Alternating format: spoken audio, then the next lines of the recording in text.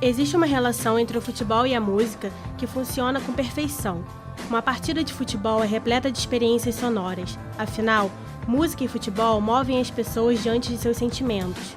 O clima nos estádios e o barulho da torcida naturalmente embalam o time, provocam o adversário e expressam a paixão que é despertada pelo esporte. O que seria do momento em que os jogadores entram em campo sem o canto da torcida, ou da hora da comemoração de um gol sem a música?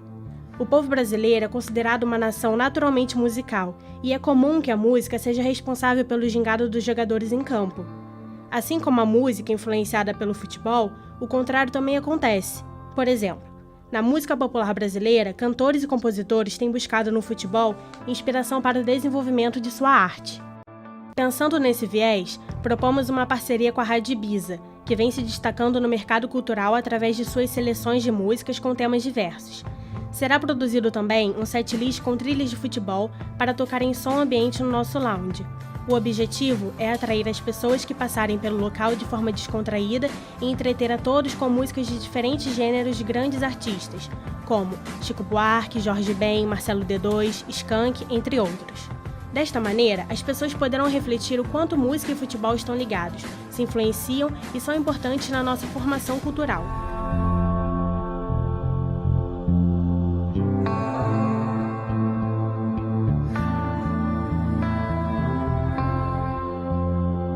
As fotografias de futebol são influenciadas pelas artes, pelo cinema e pela publicidade. A prática do futebol se dá dentro de contextos sociais mais amplos e é parte da indústria cultural. O futebol nos é representado através de sua principal característica, a pluralidade, de corpos, de raças, de idades, de classes sociais, de times e de gêneros diferentes. As fotos que escolhemos representam o futebol na sua mais pura essência, no amor dos torcedores pelo esporte. A ideia é expor o trabalho de dois fotógrafos, o Caio Vilela e o Gabriel Uchida. Ambos representam o futebol através de diferentes ângulos. Como o próprio Caio Vilela diz, suas fotos buscam a arte que existe na simplicidade das partidas de futebol improvisado, em campinhos de terra batida ou nas ruelas e becos espalhados pelos 5 continentes. Portanto, demonstram um futebol que não está na mídia, aquele que não é industrializado. Por outro lado, o fotógrafo Gabriel Uchida traz as fotos do futebol industrializado sim, aqueles dos grandes estádios, mas sob uma nova perspectiva. Ele acompanha a partida de costas para o campo e, através de suas fotos, conseguimos sentir a emoção do jogo pelas reações dos torcedores. Suas imagens são a prova de que a arte da fotografia no futebol representa toda a mobilização cultural e social que o envolve.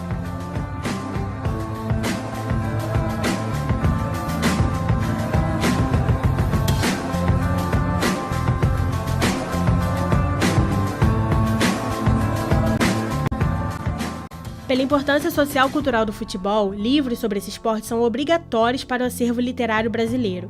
Por isso, resolvemos tratar do tema futebol e literatura nacional, que estão esteticamente ligados apesar de parecerem tão distintos. Claro que a literatura brasileira abriga menos futebol do que se espera em um país onde esse esporte tem tanta importância.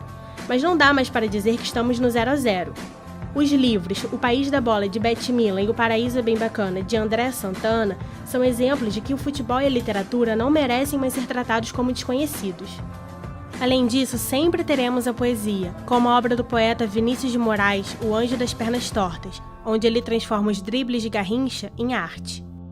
O declínio da arte no futebol pode ter se desenvolvido sim a partir da exploração mercadológica do esporte, tornando ele mais uma mercadoria do que a arte em si que poucos enxergam.